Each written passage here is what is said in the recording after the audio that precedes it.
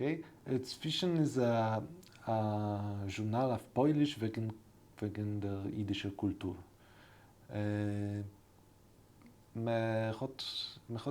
Das ist ein Vierteljahrschrift.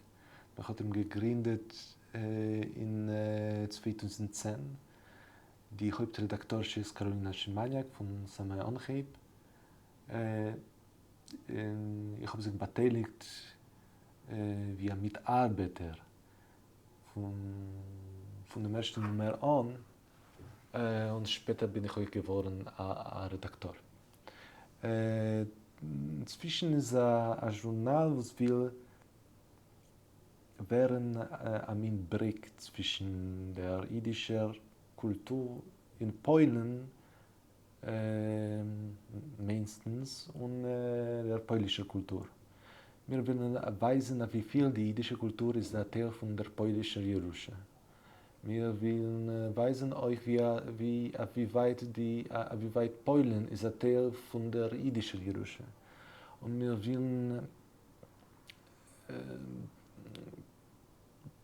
bauen neue Verbindungen zwischen die zwei Kulturen oder beneien die alten Verbindungen.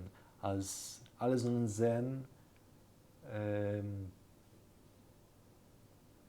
als wir sind gewähnt, beraubt von der Kultur, bei die, was haben Feind gehabt, die Juden und die jüdische Kultur. Also man darf sich ermahnen die Kultur und sehen, als das gewähnt einer von den Klangen, was hat sich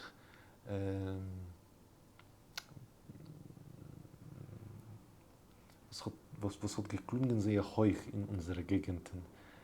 Einmal aber ich hoffe, als es ist euch eine Sache für die Zukunft. Als in kommenden Jahren wollen wir haben euch ein Stück brösendicke jüdische Kultur in Kroken.